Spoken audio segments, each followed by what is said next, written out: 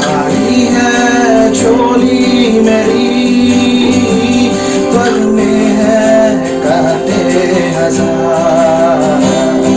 तेरी निगाहों में है प्रभु तेरा इंतजार। खाली है झोली मेरी, पग में है कांटे हजार।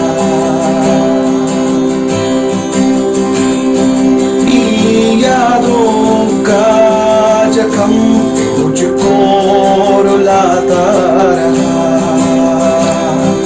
मेरे गुनाहों का ख्याल मुझको सताता रहा।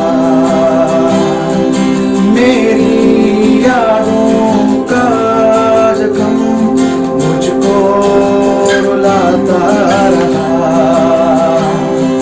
मेरे गुनाहों का ख्याल मुझको सताता रहा।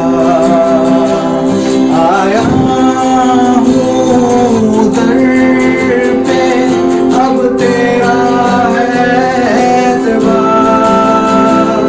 आया हूँ दर पे, तुझ पे है एतबार, तुझ पे है एतबार। मेरी निगाहों में है प्रभु तेरा इंतजार। खाली है झोली मेरी, पग में है कांटे हजार।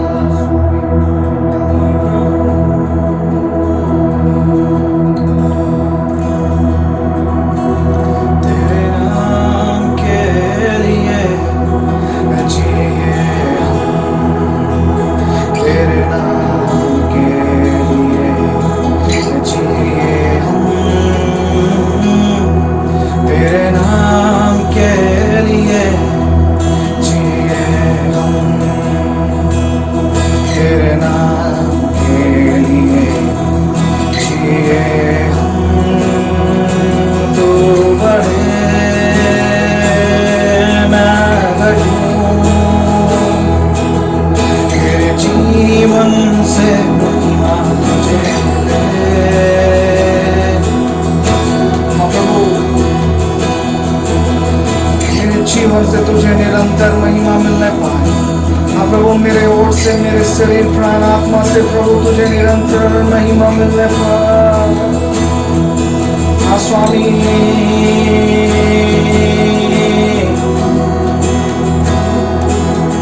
तेरे नाम के लिए जिए हम, तेरे नाम के लिए जिए हम, तेरे नाम के लिए जिए हम, तेरे नाम के लिए जिए हम। तू बढ़े मैं घटूं, मेरे जीवन से महिमा तुझे मिले। तू बढ़े मैं घटूं, मेरे जीवन से महिमा तुझे मिले। यीशु,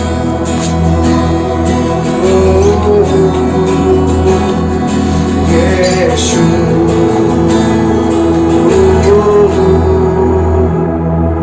स्तुतियों के बीच में विराजमान प्रभु, तू बढ़े और मैं घटूं। स्तुतियों के बीच में विराजमान प्रभु, तू बढ़े और मैं घटूं।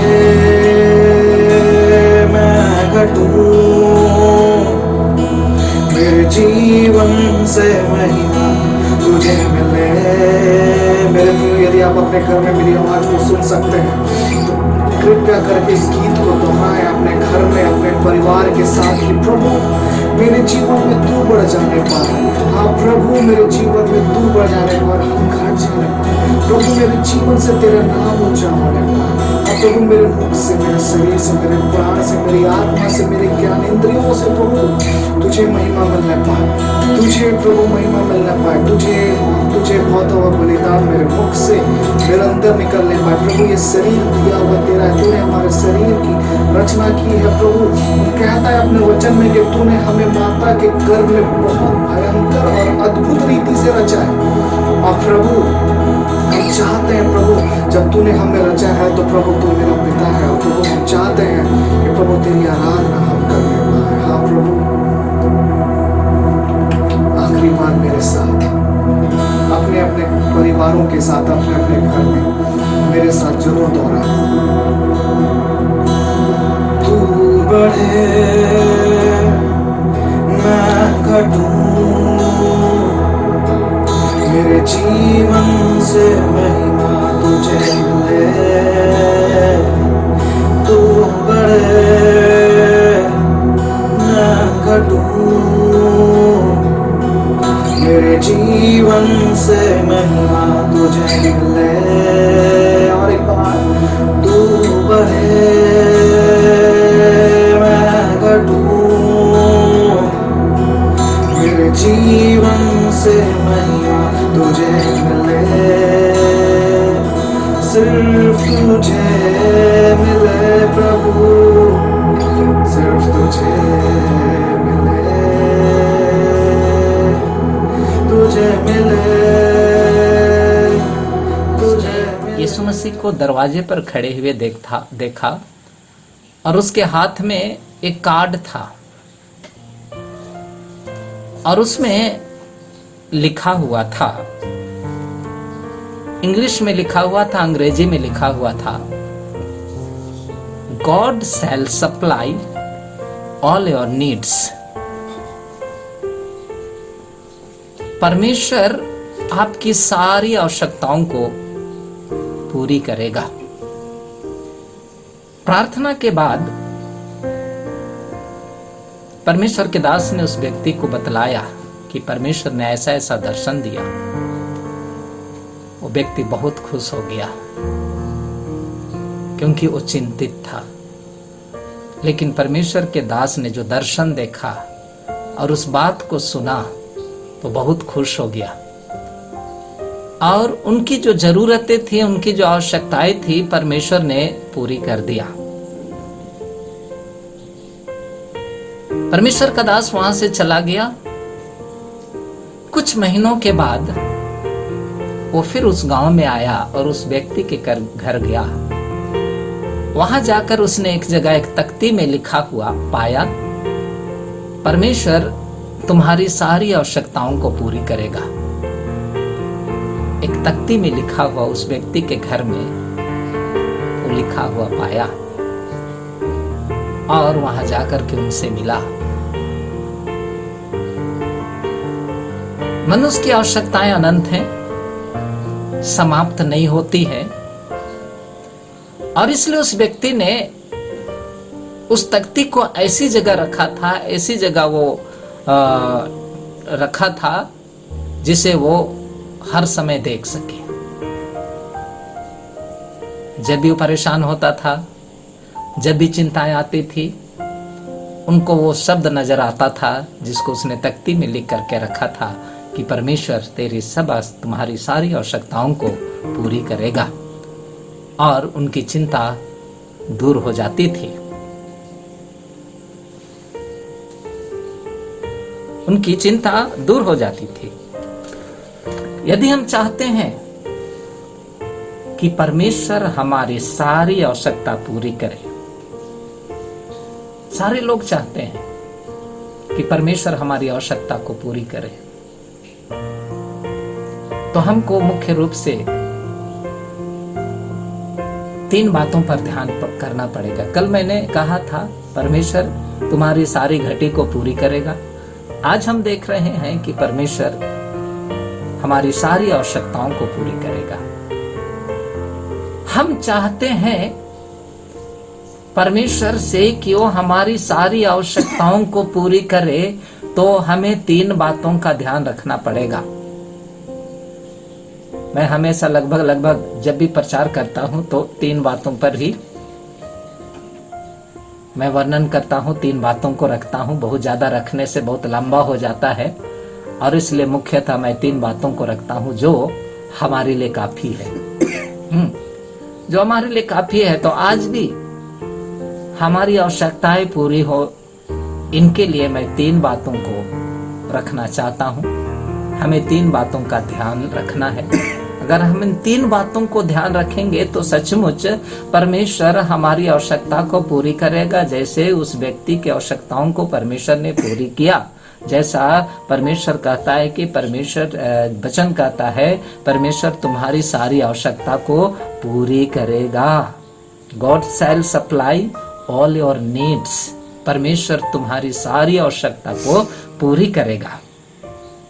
तो उसमें पहली बात, हमें परमेश्वर की ओर देखना है। बहुत सारी समस्याएं, बहुत सारी चिंताएं, बहुत कुछ हमारे जीवन में आएगा, लेकिन हमें उस समस्या की ओर नहीं देखना है, उस चिंता की ओर नहीं देखना है। हमें प्रभु की ओर देखने की जरूरत है। प्रत्येक आशीष, चाहे वो सांसारिक हो चाहे आत्मिक हो,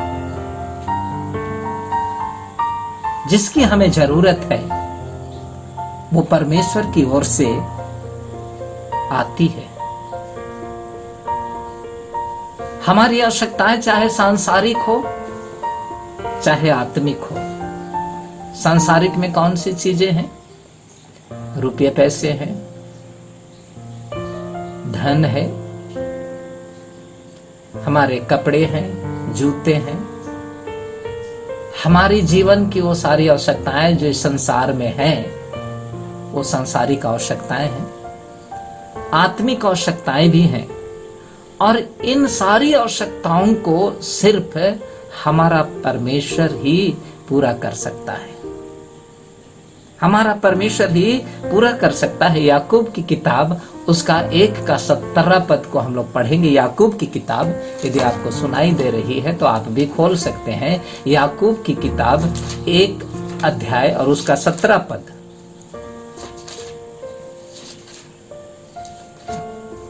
कोई भी एक जन पढ़ने में मेरी सहायता करेंगे। याकूब की किताब 1 अध्याय 17 पद। क्योंकि हर एक अच्छा वरदान और हर एक उत्तम दान ऊपर ही से है। Hallelujah, hallelujah. हर एक अच्छा वरदान, हर एक उत्तम दान परमेश्वर की ओर से ऊपर ही से मिलती है। हर एक अच्छा वरदान, हर एक दान ऊपर से मिलती है, अर्थात परमेश्वर की ओर से मिलती है। और कुछ है आगे, और ज्योतिषियों के पिता की ओर से मिलता है। हाँ, जो ज्योतियों के पिता की ओर से मिलता है। हर एक उत्तम चीज, हर एक उत्तम दान, हर एक उत्तम वरदान ज्योतियों के पिता अर्थात परमेश्वर, अर्थात प्रभु यीशु मसीह की ओर से हमें मिलती है। Hallelujah, hallelujah, hallelujah.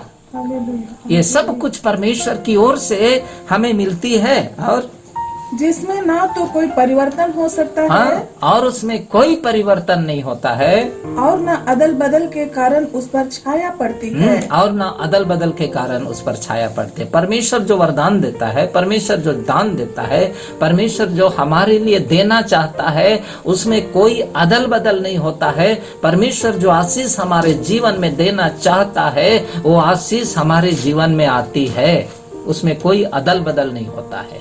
हर एक उत्तम दान, हर एक उत्तम वरदान, हर एक उत्तम चीज परमेश्वर हमको और आपको देता है। वही हमारी आवश्यकताओं को पूरी करता है। इसलिए हम परमेश्वर की ओर देखें। आज बहुत सारे लोग हैं वो परमेश्वर की ओर नहीं परंतु माध्यमों की ओर देखना शुरू कर देते हैं। ये माध्यम क्या चीज है? उन माध्यमों को परमेश्वर, जिन माध्यम को परमेश्वर हमें आशीष देने के लिए बनाया है, उन माध्यमों की ओर देखते हैं। उदाहरण के लिए एलिया को ही हम लेते हैं। एलिया करीत नदी के किनारे पड़ा हुआ था, अकाल पड़ गया था, पूरे देश में अकाल था, खाने पीने की घटी और कमी थी। एलिया करीत नदी के किनारे पड़ा हुआ था, लेकिन परमेश्वर उसको छोड़ा नहीं था, क्योंकि हर एक उत्तम दान अपने लोगों के लिए, उत्तम आशीष, उत्तम वरदान, उत्तम चीजें परमेश्वर देता है। तो ये एलिया जो परमेश्वर का दास था, परमेश्वर उसको हमेशा निहारता था, हमेशा देखता था, और उसके लिए भी उत्तम चीजों का वो प्रबंध करता है। किनके द्वारा? कौवों के द्वारा। आशीष देने के लिए परमेश्वर ने कौवों को माध्यम बनाया, और ये कौवे उनको रोटी देते थे, उनको मांस खिलाते थे, और वो करीत नदी का पानी पीता था। अकाल के समय में भी एलिया को किसी तरह की घटी और कमी नहीं हुई। परमेश्वर माध्यम बनाया, कौवा को माध्यम बनाया, और वो कौवा उनको खिलाता था। लेकिन जब परमेश्वर ने देखा कि एलिया का सारा ध्यान अब कौवे की तरफ चला गया है, उस माध्यम की ओर जिसे परमेश्वर ने आशीष देने के लिए बनाया था, उसकी आशा, उसका भरोसा, उसका ध्यान कौवे की तरफ। सुबह उठता था, शाम उठता था, 12 बजे उठता था, कौवा को ही ताकते रहता, परमेश्वर को भूल गया। परमेश्वर के तरफ से उसका ध्यान हट गया। तब परमेश्वर ने क्या किया?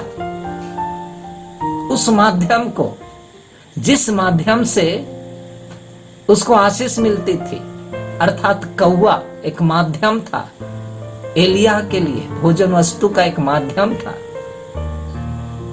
परमेश्वर ने उस कौवा को एलिया के जीवन से दूर कर दिया। तब एलिया बकाने लगा, इधर उधर ताकने लगा। फिर अचानक वो परमेश्वर को याद आया, फिर उसने परमेश्वर की ओर अपना ध्यान लगाया। वो फिरा, फिर से परमेश्वर की ओर फिरा, और तब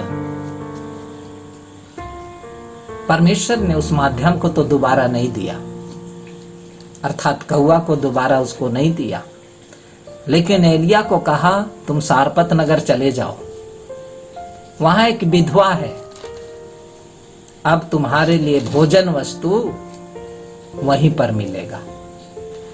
परमेश्वर ने दूसरा माध्यम को उसके लिए उपाय किया। आज बहुत सारे लोग हैं माध्यम की ओर पूरा भरोसा रखते हैं, किसी मनुष्य की ओर, अपने व्यवसाय की ओर, अपने नौकरी की ओर, और ना जाने किन किन चीजों की ओर, जिसको परमेश्वर ने एक माध्यम बनाया जिससे उनको आशीष मिलती है। ये माध्यम कभी भी समाप्त हो सकता है, ये माध्यम कभी भी खत्म हो सकता है। नौकरी खत्म हो जाएगी, व्यवसाय भी समाप्त हो जाएगा। बहुतों का व्यवसाय समाप्त हो गया, नौकरी भी बहुतों का खत्म हो गया, रिटायर हो गए। कब तक हम माध्यम की ओर ताकते रहेंगे? कब तक माध्यम के ऊपर में हम भरोसा रखेंगे? एक ना एक दिन सब समाप्त हो जाएगा। एलिया के जीवन से कौवा खत्म हो गया, दूर हो गया। अब उसके लिए कोई उपाय नहीं था, क्या खाएंगे क्या पिएंगे, लेकिन उसने फिर से परमेश्वर की ओर ध्यान दिया, तो परमेश्वर ने फिर से उपाय किया। दाऊद भजन संहिता 121 है, उसका 2 पद में क्या कहता है, थोड़ा हम लोग पढ़ेंगे। भजन संहिता 121 का 2 पद। मुझे सहायता यहोवा की ओर से मिलती है, जो आकाश और पृथ्वी का करता है। Hallelujah, hallelujah. परमेश्वर का दास दाऊद कहता है, मुझे सहायता यहोवा की ओर से मिलती है, जो आकाश और पृथ्वी का सृष्टि करता है, और जिसका भरोसा परमेश्वर यहोवा के ऊपर में है, उसके जीवन में कभी आशीष बंद नहीं होगा। हालेलुया। माध्यम से आशीष खत्म हो जाएगा, ये नौकरी, ये व्यवसाय, और ना जाने बहुत सारी चीजें हैं, वो सारी चीजें एक दिन खत्म हो जाएंगी, लेकिन परमेश्वर एक जो मुख्य माध्यम है, परमेश्वर जिसके ऊपर में हमारी आशा और भरोसा रहेगी, वहां से आशीष कभी खत्म नहीं होगा। और इसलिए हम लोग परमेश्वर की ओर देखें, हम हर घड़ी हर समय हर एक परिस्थिति में प्रभु की ओर ताकें। नौकरी के लिए धन्यवाद दें, व्यवसाय के लिए धन्यवाद दें, और माध्यम के लिए जिसके मार्फत से हमको और आपको आशीष मिलती है, जिसको परमेश्वर ने हमारी आशीष के लिए बनाया है, उसके लिए परमेश्वर को धन्यवाद दें। लेकिन पूरा पूरा भरोसा उन माध्यमों के ऊपर नहीं, लेकिन हमारा पूरा पूरा भरोसा परमेश्वर के ऊपर में होना चाहिए। मनुष्य के ऊपर नहीं, नौकरी के ऊपर में नहीं, और चीजों के ऊपर में नहीं, व्यवसाय के ऊपर में नहीं, लेकिन हमारा भरोसा परमेश्वर के ऊपर में होना चाहिए। खेती है, बारी है, हाँ, उसमें भी खेती करेंगे, हो सकता है कभी अकाल भी हो जाएगा, लेकिन परमेश्वर के ऊपर भरोसा रखेंगे तो परमेश्वर के पास किसी तरह का कोई अकाल नहीं है, सारी भरपूरी उसके पास है, और हर समय वो हमारे लिए उपाय करेगा, हमारे और आपके लिए वो देगा। और इसलिए दाऊद कहता है, मुझे सहायता यहोवा की ओर से मिलते हैं। दाऊद क्या एक राजा है, क्या घटी कमी थी? किसी तरह की कोई घटी कमी नहीं। उसके पास सब कुछ था, धन था, दौलत था, घर था, महल था, घोड़ा थे, सैनिक थे, हाथी था, सब कुछ था। हाँ, वो मरने तक भी उसके लिए कोई घटी और कमी नहीं थी। उनका पीढ़ी से पीढ़ी तक खाता, उसके पास किसी चीज की कमी नहीं थी, लेकिन फिर भी बोलता है, मुझे सहायता परमेश्वर की ओर से मिलती है। इसीलिए उसके पास किसी तरह की कोई घटी और कमी नहीं हो पाई। अगर उसका भरोसा परमेश्वर के ऊपर में नहीं होता तो हो सकता था लड़ाई में दाऊद हार जाता, उनका सब कुछ मिट जाता, सब कुछ खत्म हो जाता, वो लूट लिया जाता, और हो सकता है कंगाल हो जाता। लेकिन उन चीजों पर उसको भरोसा नहीं था, राजा होने पर भरोसा नहीं था, घोड़ों और रथों पर उसका भरोसा नहीं था, अपने धन और दौलत पर उसको भरोसा नहीं था, अपने महलों पर भरोसा नहीं था, अपने सैनिक के ऊपर में भरोसा नहीं था, लेकिन उसका भरोसा यहोवा परमेश्वर के ऊपर में था। और इसलिए उसने कहा, मुझे सहायता यहोवा की ओर से मिलती है, जो आकाश और पृथ्वी का रचने वाला है, आकाश और पृथ्वी का सृष्टि करता है। और इसलिए हम लोगों को परमेश्वर की ओर देखने की जरूरत है, हमें परमेश्वर की ओर देखना है, हमें परमेश्वर की ओर ताकने की जरूरत है। अगर हम ऐसा करेंगे, हमारी आवश्यकताएं पूरी होंगी। पहली बात यह थी। दूसरी बात, हम देना सीखें। हम देना सीखें। हम अक्सर यीशु का यह वचन प्रार्थना में प्रयोग करते हैं। यीशु मसीह का यह वचन, कौन सा वचन? मत्ती 7:7 को पढ़ेंगे थोड़ा सा। मत्ती 7 का 7 पद।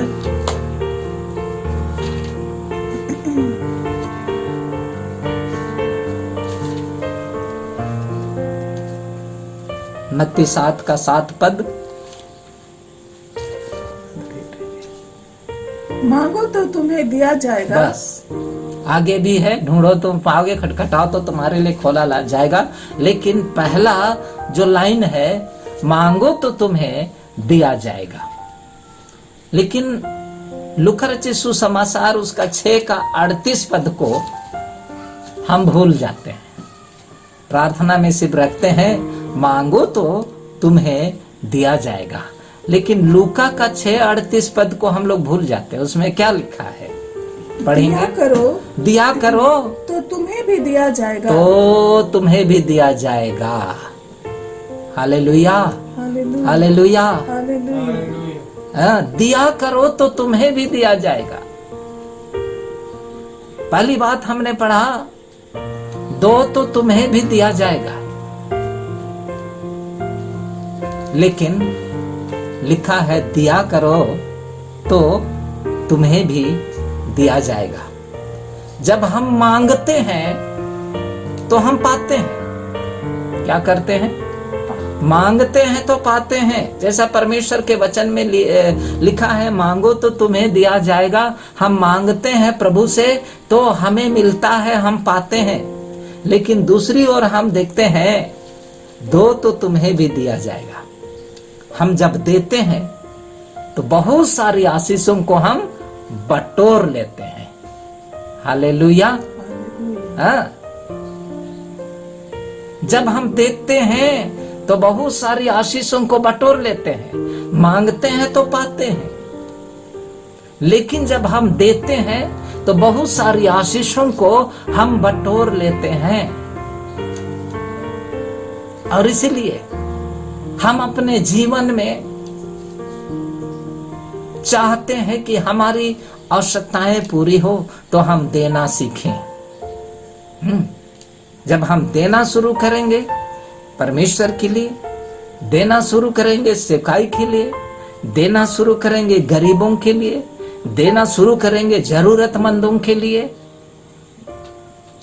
परमेश्वर का वचन कहता है, यदि तुम भलाई करना जानते हो और भलाई नहीं करते हो तो यह तुम्हारे लिए पाप है। कोई नंगा है, भूखा है, प्यासा है, हम देख रहे हैं, हमारे पास सामर्थ है, देने की सामर्थ है, लेकिन हम दे नहीं रहे हैं तो यह हमारे लिए पाप की गिनती में आएगा। ये पाप की गिनती में आएगा। और इसलिए हम लोगों को देने के लिए सीखना है। हम देंगे तो परमेश्वर हमें अधिक से अधिक आशीष को देगा। जैसा हमने कहा, देते हैं तो बहुत सारी आशीषों को हम बटोर लेते हैं।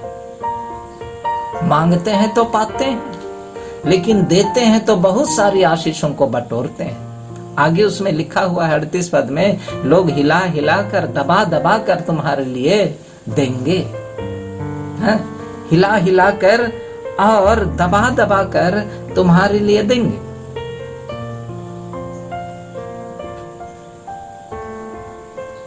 हम लोग 5 रोटी और 2 मछली के संबंध में अच्छी तरह से जानते हैं। यीशु मसीह प्रचार कर रहे थे और उसके पीछे हजारों की भीड़ सुनने के लिए आई थी। दिन रात परमेश्वर के वचन को सुन रहे थे। यीशु मसीह को महसूस हुआ कि इन्हें भोजन की आवश्यकता है। यीशु मसीह को महसूस हुआ इतनी बड़ी भीड़ है, दिन रात परमेश्वर के वचन को बैठ करके सुन रहे हैं। उनको महसूस हुआ इनको भोजन की भी, शारीरिक भोजन की भी जरूरत है। और तब यीशु मसीह ने चेलों से कहा कि इनके लिए भोजन का उपाय करो। चेलों ने बहुत कुछ कहा, कैसे होगा, इतनी बड़ी भीड़ है। 5000 लोगों की भीड़ थी। हाँ? और वहां स्त्रियां भी हैं, बच्चे भी हैं, तो कम से कम 15,000 तो जरूर थे होंगे। 15,000 की भीड़ थी। चेले कहने लगे, इतनी बड़ी भीड़ के लिए हम भोजन कहां से उपाय करेंगे? तो यीशु ने कहा, पूछो किसी के पास है।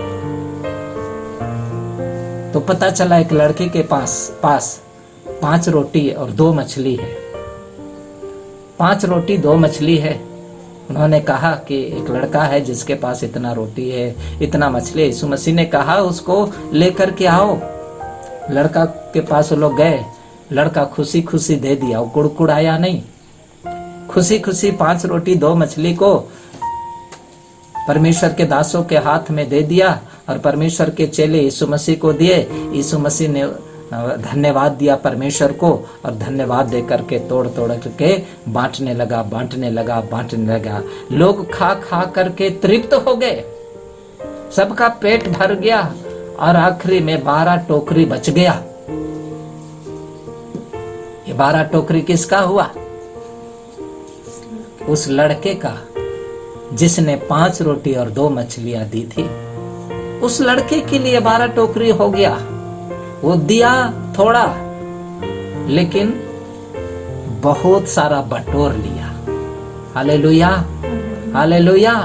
हम मांगते हैं तो पाते हैं, लेकिन जब हम देते हैं तो बहुत सारी आशीषों को हम बटोर लेते हैं। जैसा इस लड़का ने दिया थोड़ा लेकिन बटोरा अधिक। 5 रोटी 2 मछली दिया और 12 टोकरे उसने बटोर लिया। देने से बहुत आशीष मिलती है, बड़ी आशीष मिलती है। मांगने से भी आशीष मिलती है। मांगने से हम पाते हैं, सीमित पाते हैं, जितना चाहिए उतना पाते हैं। लेकिन जब हम देते हैं तो असीमित आशीषों को हम बटोर लेते हैं। Hallelujah, hallelujah. कई बार हम निश्चय करते हैं, सोचते हैं कि कभी हम सोचते हैं प्रभु मुझे एक नौकरी या कोई बिजनेस दे देगा तो प्रभु के लिए हम ये करेंगे, हाँ वो करेंगे। प्रभु देगा, नौकरी देगा, कोई बिजनेस को बढ़ाएगा तो हम प्रभु के लिए ये करेंगे वो करेंगे, ऐसा हम सोचते हैं। लेकिन परमेश्वर का वचन इसके विपरीत है। दो तो तुम्हें दिया जाएगा। हालेलुया। पहले हमको परमेश्वर के लिए देना होगा तो दिया जाएगा। अधिक आशीषों को हम बटोर पाएंगे। जब हम देंगे तब अधिक आशीष को हम बटोर पाएंगे। हम लोग पहले मांगते हैं, प्रभु ये दे, प्रभु वो दे, प्रभु तब हम ये करेंगे। शर्त रखते हैं प्रभु के सामने, देगा तो हम देंगे। लेकिन वचन कहता है दो तो तुम्हें दिया जाएगा। हमको प्रभु के सामने शर्त नहीं रखना है। प्रभु ने जो कहा वो हमको करना है। कल मैंने बताया जो यीशु कहे वही करना है, तो हमारी घटी पूरी होगी। आज भी मैं वही शब्द को कहना चाहता हूँ, उसी वाक्य को कहना चाहता हूँ कि जो यीशु कहे वही हम करें। और परमेश्वर का वचन कहता है कि दो तो तुम्हें दिया जाएगा। और इसलिए हमको पहले अपने हाथों को बढ़ाना होगा, सेवा के लिए, गरीबों के लिए, परमेश्वर के कामों के लिए, जरूरतमंदों के लिए। अपने हाथों को खोलना होगा, हमें देना होगा, और तब परमेश्वर की आशीष को हम दोनों हाथों से बटोर पाएंगे। तो मेरे प्यारे भाई बहन, हम चाहते हैं कि हमारी आवश्यकताएं पूरी हों तो हम देना सीखें। बहुत सारे उदाहरण हैं, बहुत सारे लोग हैं इस दुनिया में, देने के कारण से परमेश्वर ने उनके जीवन में बहुत सारी आशीषों को दिया, बहुत सारी आशीषों को दिया। एक दिन रोबिन भाई बोल रहे थे, मैं फिर से रोबिन भाई का उदाहरण दे रहा हूं। और आपको मालूम हो, एक गवाही है, एक बड़ी गवाही है कि इस लॉकडाउन में 2 महीने बीत चुके। रोबिन भाई ने, रोबिन तिग्गा हमारे चर्च के मेंबर हैं, हमारे साथ संगति रखते हैं, उठते बैठते हैं। तो इस लॉकडाउन में उन्होंने हमारी बहुत सहायता की। जब से लॉकडाउन हुआ है तब से वो हमारी सहायता कर रहे हैं, रुपयों के द्वारा, साग सब्जी के द्वारा और कई तरह की चीजों के द्वारा वो हमारी सहायता करते आ रहे हैं और घटी कमी नहीं हो रही है। और बातों बातों में उन्होंने कहा हम देंगे तब ना हम पाएंगे। Hallelujah, hallelujah. रोबिन भाई ने कहा देंगे तब हम पाएंगे। प्रभु इतना दिया है मेरे लिए तो हम देंगे तब ना प्रभु और भी आशीषों को देगा। बहुत सुंदर, बहुत अच्छा विचार है ना, बहुत अच्छा विचार। तो मुझे अच्छा लगा। तो सचमुच में जब हम देते हैं तब परमेश्वर अधिक आशीष को देता है। देते हैं तब हम दोनों हाथों से आशीषों को हम बटोर लेते हैं। दोनों हाथों से हम आशीषों को बटोरते हैं। और इसलिए हम लोग चाहते हैं कि हमारी आवश्यकताएं पूरी हों, तो हम देना सीखें परमेश्वर के लिए। हम कभी ना कुड़कुड़ाएं, किसी बात के लिए ना कुड़कुड़ाएं। ये छोटा लड़का कभी नहीं सोचा कभी नहीं कुड़कुड़ाया। अगर हम 5 रोटी दे देंगे, 2 मछली दे देंगे, मेरे पास तो इतना ही है, तो मेरा क्या होगा, हम क्या खाएंगे, मेरा कैसे चलेगा, सब कुछ उधर ही दे देंगे तो मेरा क्या होगा। ऐसा कभी नहीं सोचा, वो कभी नहीं कुड़कुड़ाया और ना कुछ बोला। उसने रोटी और मछली दे दिया। देने के कारण से उसने आशीषों को बटोर पाया। 12 टोकरी वो बटोर लिया, मछली और रोटी। तो देने से हमें आशीष मिलती है। हमें कुड़कुड़ाना नहीं चाहिए, कुड़कुड़ाना नहीं चाहिए। रोबिन भाई खुशी खुशी दे रहे हैं। हाँ, उसी रीति से और भी भाई बहन लोग हैं, वो लोग भी खुशी खुशी देते परमेश्वर के लिए और आशीषों को अपने जीवन में लेते हैं। हम लोगों को देने के लिए सीखना चाहिए। ये दूसरी बात है। आशीष पाने के लिए पहली बात मैंने कहा, प्रभु की ओर देखना है, माध्यम की ओर नहीं। दूसरी बात मैंने कहा, देना सीखना है। और तीसरी बात है, चमत्कार की आशा करनी है। हालेलुया।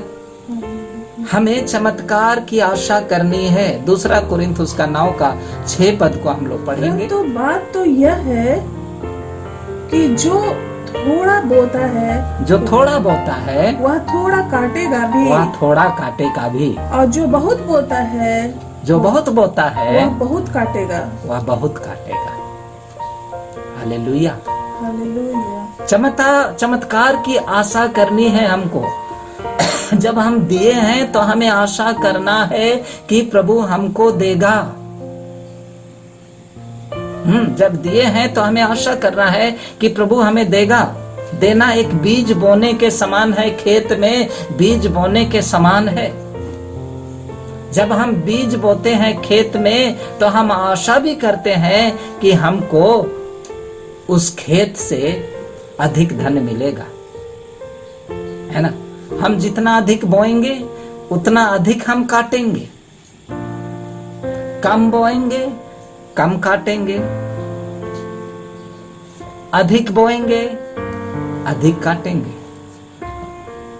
परमेश्वर के लिए देना भी इसी प्रकार है। हम कम देंगे कम काटेंगे, आशीष तो मिलेगी ही, लेकिन हमारे देने के हिसाब से। तो हम कम बोएंगे कम काटेंगे, अधिक बोएंगे अधिक काटेंगे।